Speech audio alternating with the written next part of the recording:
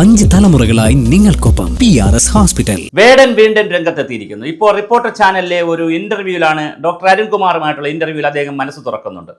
വേടൻ മനസ്സ് തുറക്കുമ്പോൾ വേടന്റെ പിന്നിൽ ആരാണെന്നൊരു ചോദ്യവും കൂടിയുണ്ട്. വേടൻ കുട്ടികളോട് പറയുന്നു, കുട്ടികളെ നിങ്ങൾ കഞ്ചാവ് ഉപയോഗിക്കരുത്, ലഹരി പദാർത്ഥങ്ങൾ ഉപയോഗിക്കുന്നത്, അങ്ങനെ കുറേ കാര്യങ്ങൾ പറയുന്നു. വേടൻ എന്ന പേരിട്ടത് കൂട്ടുകാരാണെന്ന് പറയുന്നു. റെയിൽവേ ട്രാക്കിന്റെ അടുത്ത് താമസിക്കുന്നു, ട്രെയിൻ പോകുമ്പോൾ ഉള്ളിൽ പേടിയായിരുന്നു പറയുന്നു. അമ്മ ശ്രീലങ്കയിൽ നിന്ന് വന്ന കഥ പറയുന്നു.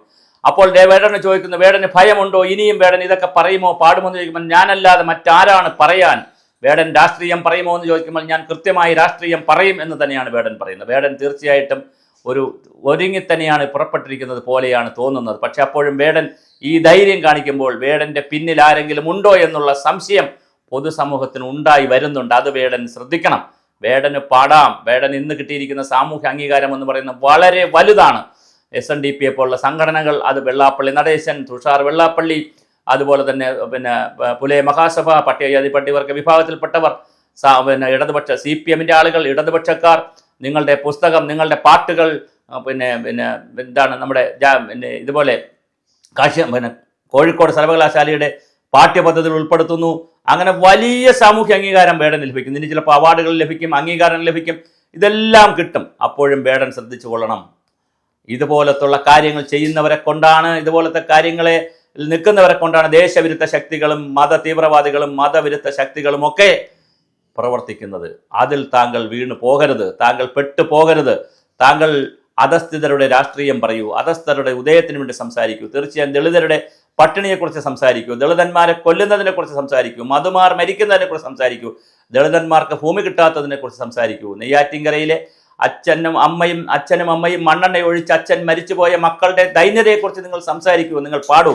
തീർച്ചയായിട്ടും അത് ആവശ്യമുണ്ട്. ഇവിടുത്തെ ദളിതന്മാരുടെ പട്ടികജാതി പട്ടികവർഗക്കാരുടെ കോളനിയിൽ താമസിക്കുന്നവരുടെ അല്ലെങ്കിൽ ചേരിയിൽ താമസിക്കുന്നവരുടെ വിവരങ്ങൾ നിങ്ങൾ പാടണം. അവർക്ക് ഭൂമി കിട്ടണം, തീർച്ചയായിട്ടും അവർക്ക് വിദ്യാഭ്യാസം കിട്ടണം, എല്ലാ നന്മയും കിട്ടണം. അത് ആരെങ്കിലും എടുത്തു വച്ചിട്ടുണ്ടെങ്കിൽ, അത് ബ്രാഹ്മണനായാലും നമ്പൂതിരിയായാലും ബ്രാഹ്മണിസമായാലും ഏത് സമുദായക്കാരനായാലും ഏത് രാഷ്ട്രീയ പാർട്ടിയായാലും ആരെടുത്തു വച്ചിട്ടുണ്ടെങ്കിലും നിങ്ങൾക്കത് കിട്ടണം. അത് വേടന് കിട്ടണമെന്നല്ല ഞാൻ പറയുന്നത്, നിങ്ങളുടെ വിഭാഗത്തിന് കിട്ടണം. അത് ശരിയാണ്, അവകാശം തന്നെയാണ്. അംബേദ്കർ തുടങ്ങി വെച്ചതും അത് തന്നെയാണ്. അതുപോലെ തന്നെ അയ്യങ്കാളി പറഞ്ഞതും അത് തന്നെയാണ്. അയ്യങ്കാളിയുടെ കാലഘട്ടത്തിൽ അയ്യാഗുരുവും ശ്രീനാരായണ ഗുരുദേവനും ചട്ടമ്പി സ്വാമികളും വൈകുണ്ഠസ്വാമികളും എല്ലാവരും പറഞ്ഞത് തന്നെയാണ്. ഒരാൾ പോലും മാറ്റി പറഞ്ഞിട്ടില്ല. അതുകൊണ്ട് തന്നെ വേടൻ അങ്ങനെ പറയാം. പക്ഷെ അപ്പോഴും വേടൻ ശ്രദ്ധിക്കണം, പിന്നിൽ ആര് എന്നുള്ളൊരു ചോദ്യം പൊതുസമൂഹത്തിന്റെ മനസ്സിലുണ്ട്. അതിന് ഒരു കാരണവശാലും അവസരം കൊടുക്കരുത് എന്നുള്ളതാണ് പറയുവാനുള്ളത്. വേടൻ വേറെ നിർഭയത്തോടുകൂടി കാര്യങ്ങൾ പറയുന്നു. ഇത്ര ചെറുപ്പത്തിൽ തന്നെ വളരെ നിർഭയത്തോടുകൂടി പോപ്പ് സംഗീതത്തിലൂടെ പാടാൻ കഴിയുന്നു, അങ്ങനെ പറയാൻ കഴിയുന്നു. വളരെ കൂളായിട്ടാണ് താങ്കൾ ഓരോ ആൻസറുകളും അരുൺകുമാറിനോട് പറയുന്നത്. അത് മനോഹരമാകുന്നു, ഞാൻ കേട്ടതാണ് പൂർണ്ണമായി. പക്ഷേ അപ്പോഴും എൻ്റെ ഉള്ളിലുള്ള സംശയം, താങ്കളുടെ ഇത്രയും ശക്തി താങ്കൾക്ക് നൽകുന്നത് താങ്കളുടെ ജീവന്റെ ശക്തിയാണെങ്കിൽ അഭിനന്ദിക്കുന്നു.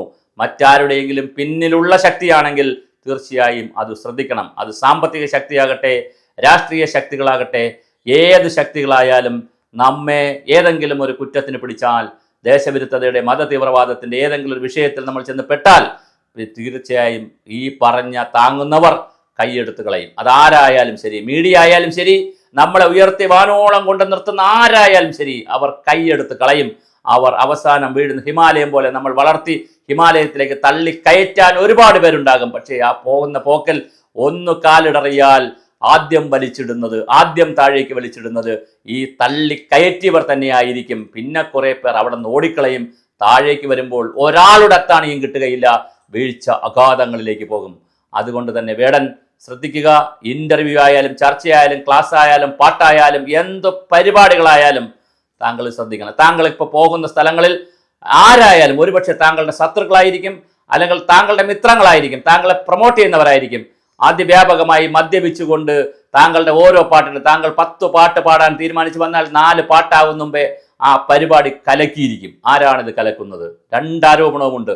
താങ്കളെ എതിർക്കുന്നവർ അവിടെ വന്ന് കലക്കുന്നു എന്നൊരു ആരോപണമുണ്ട്. താങ്കളുടെ കൂടെ ഉള്ളവർ തന്നെ മതിമറന്ന് മദ്യപിച്ചും ലഹരി പദാർത്ഥം ഉപയോഗിച്ചു കൊണ്ടുവന്ന് അവിടെ കലങ്കി അടിച്ച് കിട്ടുന്ന അവസരത്തെ നന്നായി പ്രയോജനപ്പെടും. രണ്ടുമുണ്ട് വാദം. ഏതായാലും ഇതിലൊന്നും പെടാതിരിക്കട്ടെ.